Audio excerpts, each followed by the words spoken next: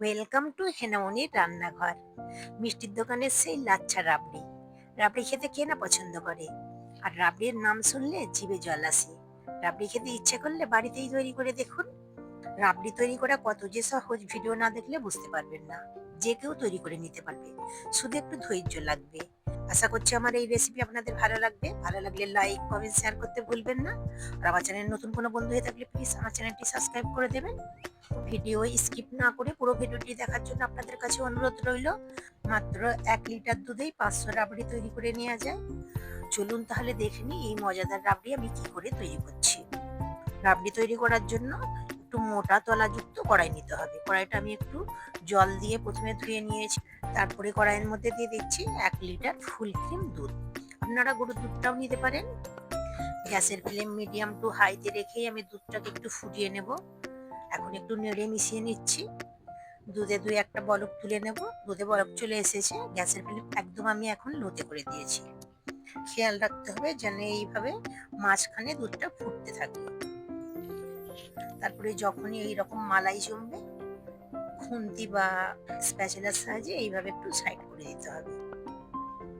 2-1 minute পর পর যখনই এইভাবে মালাই জমবে, খুন্তি বা স্প্যাচুলার সাহায্যে মালাইগুলোকে একটু সাইড করে দিতে হবে। মিষ্টির দোকানে ঠিক এইভাবেই রাবড়ি তৈরি করে।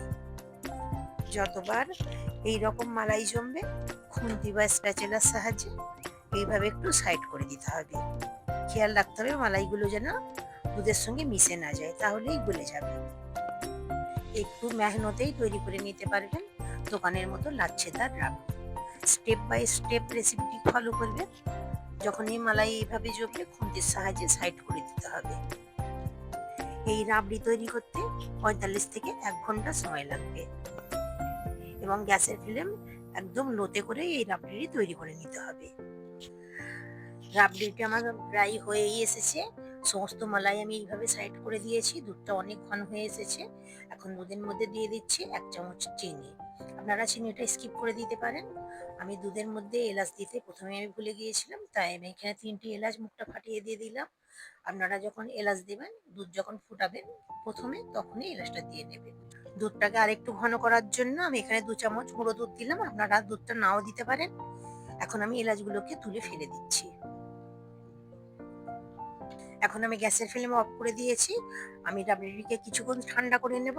ঠান্ডা হয়ে যাওয়ার পর এইভাবে একটু চামচের সাহায্যে কিংবা খুন্তির সাহায্যে মালাইগুলোকে সাইড থেকে এইভাবে একটু ছাড়িয়ে নিতে হবে। সমস্ত মালাইগুলোকে আমার ছাড়িয়ে নেওয়া হয়ে গিয়েছে। এখন একটি বাটির মধ্যে আমি ঢেলে নিচ্ছি। আপনারা দেখে নিশ্চয়ই বুঝতে পারছেন কতটা লাচ্ছেদার রাবড়ি তৈরি হয়েছে, একদম দোকানের মতো। আর এই রাবড়ি খেতে কতটা যে মজার, তা আমরা দোকান থেকে তো কিনে খেয়েছি, কিন্তু বাড়িতে তৈরি করে দেখবেন দোকানের থেকেও খেতে আরো দারুণ লাগে। 1 লিটার দুধে 500 গ্রাম রাবড়ি তৈরি হয়ে যায়।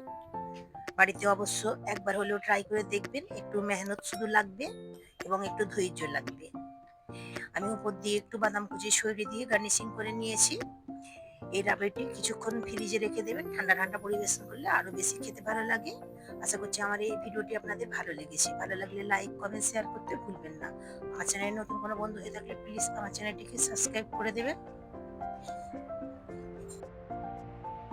দেখলেন তো কত সহজ এই রাবড়ি তৈরি করা, যে কেউ তৈরি করে নিতে পারবে। শুধু একটু ধৈর্যের প্রয়োজন হয়। যে কোনোদিন রান্না করেনি সেও তৈরি করে নিতে পারবে। আর একদম দোকানের মতো তৈরি হয়ে যাবে, আর খেতে দোকানের থেকেও বেশি ভালো।